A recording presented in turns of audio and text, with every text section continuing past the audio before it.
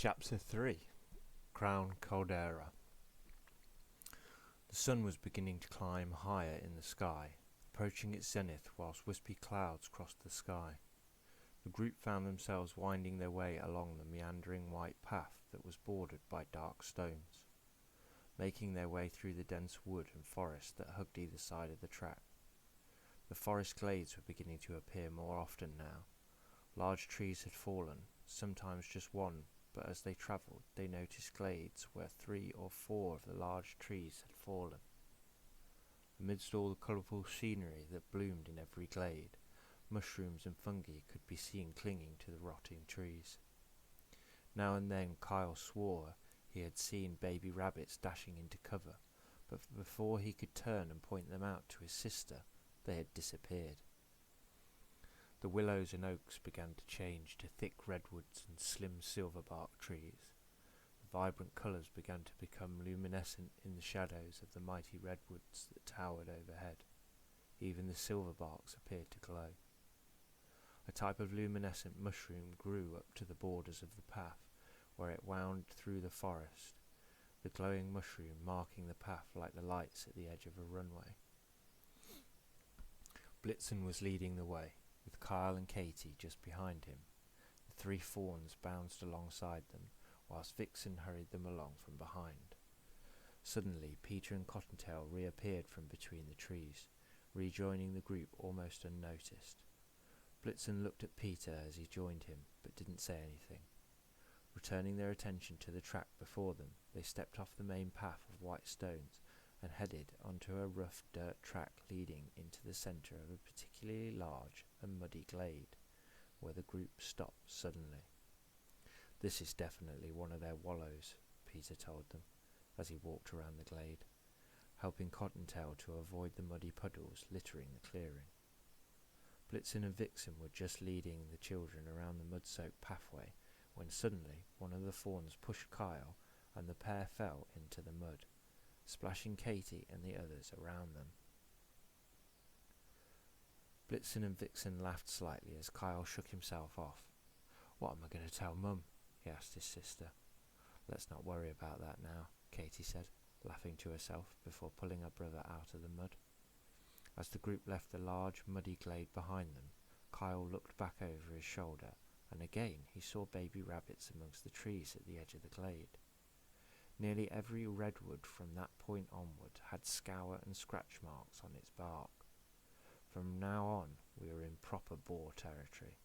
"Be careful, little ones," Blitzen told them. "Barry is a fine boar, but the wild ones can be a bit of a pig," Vixen reassured them, as she and Cottontail took up a place on either side of the group. "Are you ready for this, Peter?" Blitzen asked his friend. Peter nodded, and then the two marched off at pace, leading the way about 20 paces in front of the others.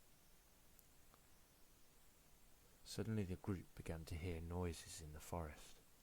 The group slowed to a creep, watching the trees and bushes for signs of movement. Peter encouraged Blitzen, and then the two followed the dirt path into a wide open clearing amongst a ring of the tallest redwoods they had yet seen. As the lead pair disappeared from Vixen and Cottontail's view, the noise stopped and a loud chatter began. "Barry, my good friend, how have you been?" Peter asked loudly. Suddenly a mighty booming voice replied. "Peter, Blitzen," he said. "It's been a long time," Barry responded.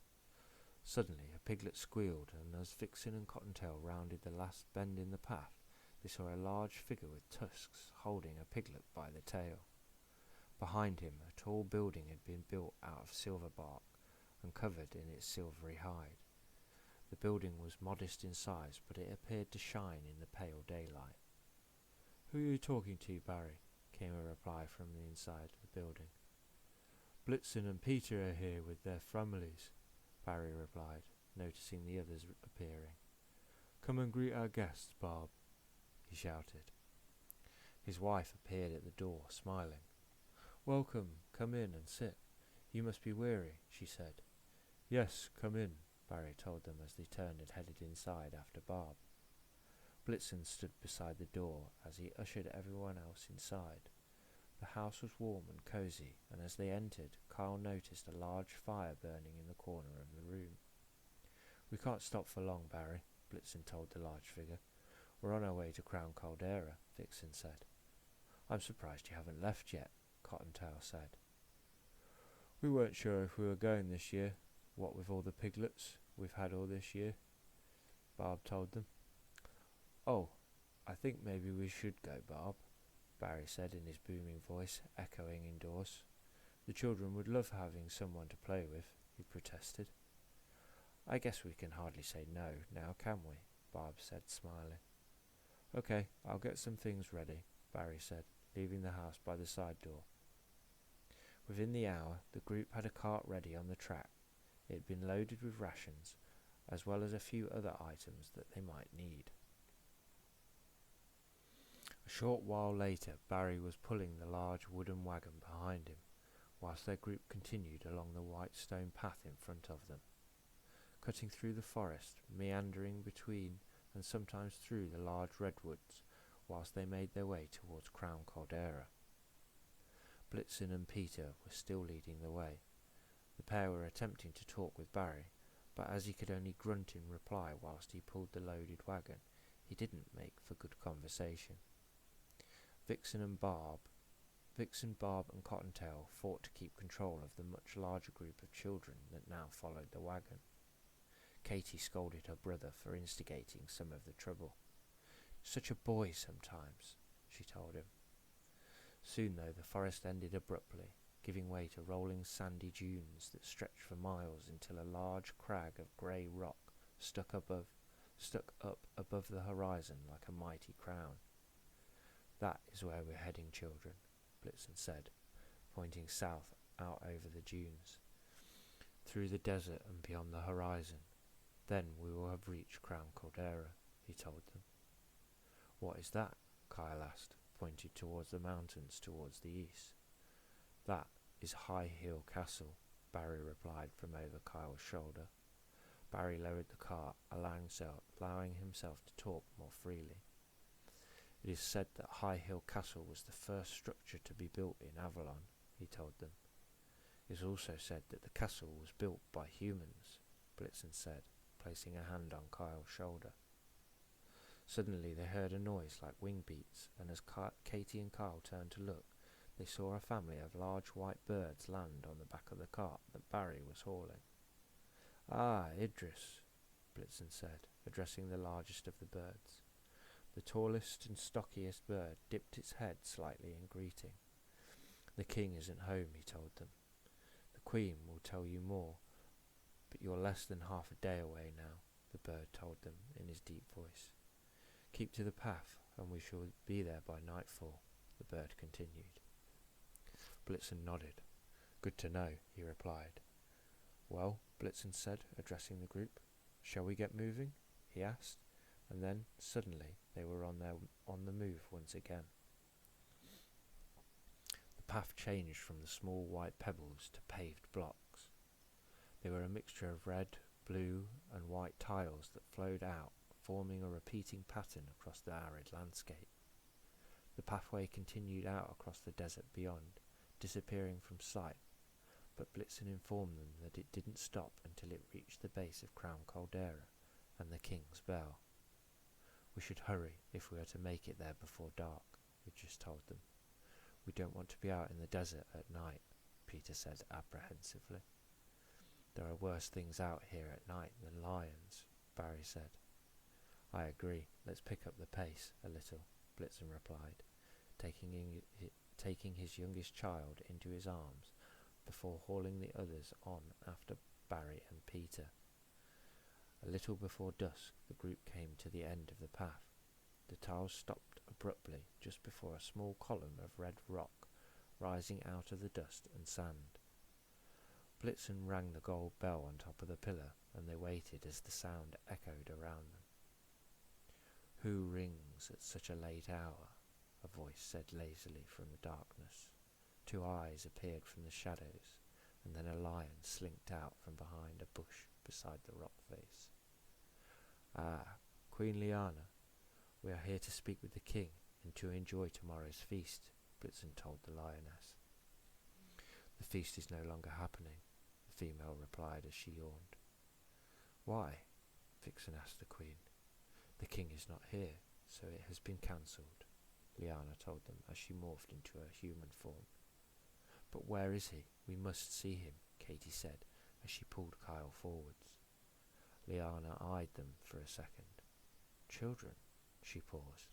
Human children, she said, shocked. Lyanna looked at Blitzen and then the other adults. The king said that he saw something in his dreams, a light like two stars rising over the northern east bridge, and then a dark fire further to the south beyond the arid wastes, Lyanna said softly. He said the light had not worried him, for it came to his aid, but the darkness in the south troubled him. He said that he must go and face it, she continued. When was this? Asked Blitzen. 2 days ago, nearly 3, Lyanna replied. And no one went with him? Vixen asked. Up until now, I had no reason to believe it was anything more than a dream, Lyanna replied. Blitzen thought for a second before he spoke.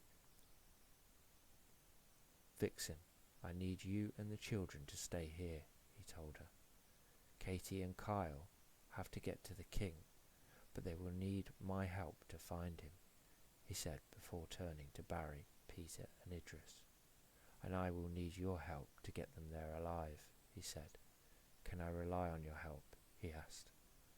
Barry, Peter and Idris looked at one another seriously and then began to laugh. Of course, Barry said. Count me in, Idris said sternly. Do you think we would let you go alone? Peter added. Blitzen, Barry, Peter and Idris said goodbye to their mates and their children before Blitzen spoke with Lyanna one last time. Tell the king's sons that we will need their help, but that we cannot wait for them, Blitzen said. They will have to catch up to us. I have no doubts that they are capable of that, he told her.